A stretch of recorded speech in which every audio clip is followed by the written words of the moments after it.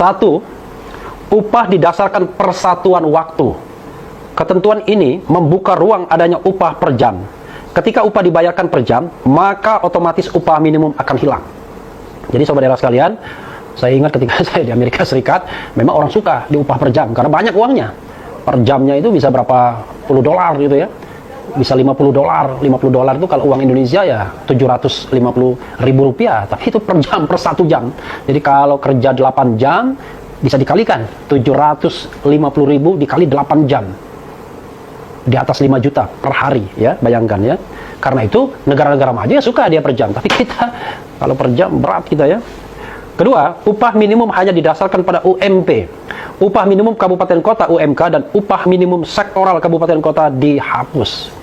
Nah, ketentuan ini tentu merugikan para buruh. Kenapa? Karena UMP itu adalah cenderung dia lebih kecil dibandingkan upah minimum kabupaten kota.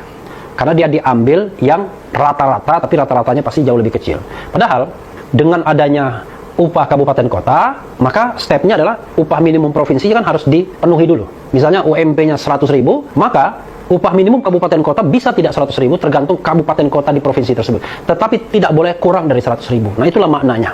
Jadi dengan menghilangkan upah kabupaten kota, maka menghilangkan kesempatan buruh pekerja untuk mendapatkan UMP yang lebih besar.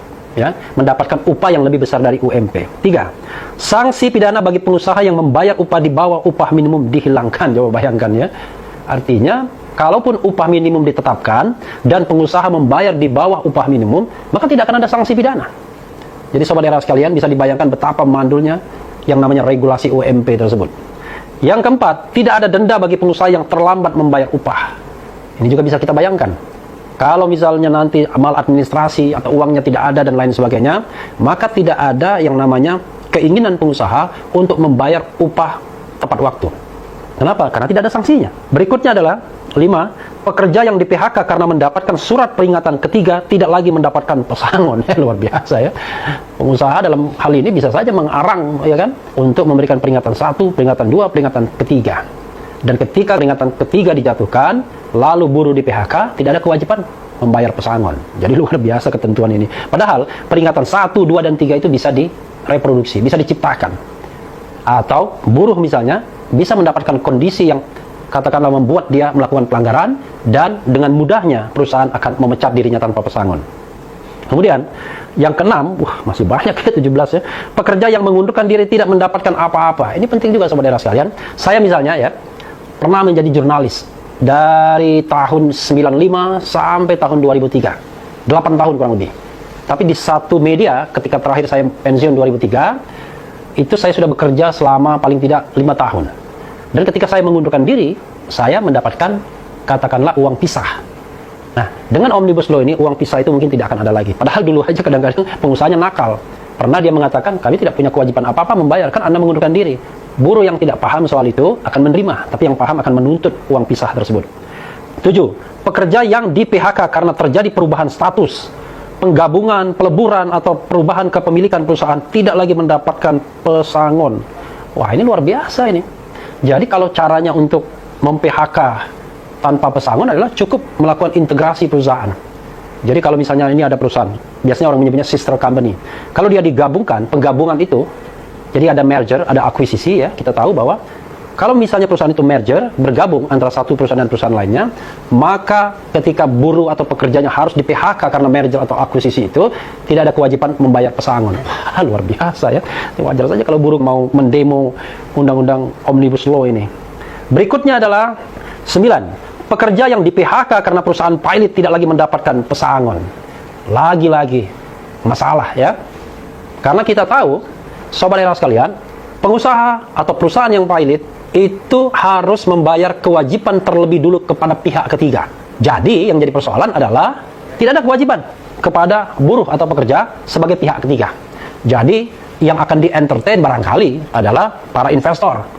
Mereka yang memiliki piutang terhadap perusahaan yang pilot tersebut. Tapi kewajiban terhadap buruh dan pekerja tidak ada lagi. Jadi itu yang luar biasa juga. Poin 10 berikutnya adalah pekerja yang meninggal dunia kepada ahli warisnya tidak lagi diberikan sejumlah uang sebagai pesangon. Wah, ini sih, kalau ini sih zalim ya. Padahal kita tahu bahwa kematian itu sendiri sudah duka bagi ahli waris. tapi perusahaan tidak memberikan kewajiban pesangon. Yang terjadi adalah, ya barangkali nanti terserah perusahaannya, boleh memberikan, boleh tidak. Padahal bisa jadi dia meninggal dunia karena sedang menjalankan tugasnya. Dan ini harus diklarifikasi lagi yang seperti ini ya. Kemudian berikutnya adalah pekerja yang di PHK karena memasuki usia pensiun tidak lagi mendapatkan pesangon. Waduh, lama-lama buruh hanya diperas ya kan. Jadi sobat daerah sekalian begini, kalau kita kaitkan dengan kesejahteraan di negara-negara maju ya, seperti Belanda, negara-negara Skandinavia, mereka memang besar pajak. Jadi seorang buruh, seorang pekerja, itu kadang-kadang penghasilannya itu dipotong 30, 40, 50%, sampai 50%. Di Denmark kalau tidak salah mungkin sampai 60%. Tetapi jangan lupa, uang yang dipotong itu memberikan kesejahteraan kepada buruh dan kepada pekerja ketika mereka pensiun dari perusahaan tersebut.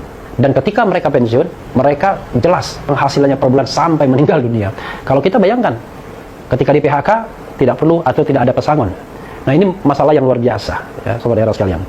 Berikutnya adalah 13, pekerja yang di PHK karena mengalami sakit berkepanjangan, mengalami cacat akibat kecelakaan kerja ketika di PHK, tidak lagi mendapatkan pesangon. Wah ini zalim sekali ini.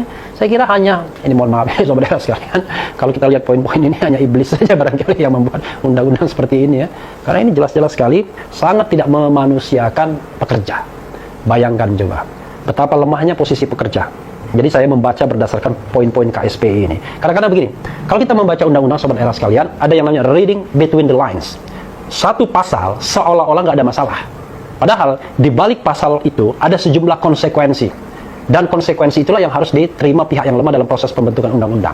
Tidak sadar, celakanya adalah komunikator kekuasaan juga kadang-kadang juga tidak tahu persisnya konsekuensi dari ayat-ayat yang ada dalam pasal-pasal dalam undang-undang Omnibus Law itu ya. Ini mohon maaf saya bilang iblis ya. Saya tidak mengajukan, tidak menuduh siapa-siapa, tetapi ketentuan seperti ini luar biasa ya. 15. Membebaskan kerja kontrak di semua jenis pekerjaan. Ini juga bermasalah. Padahal ada putusan MK misalnya yang mengatakan bahwa kalau dia kerja yang terus-menerus, sustainable di perusahaan tersebut, itu tidak boleh dikontrak.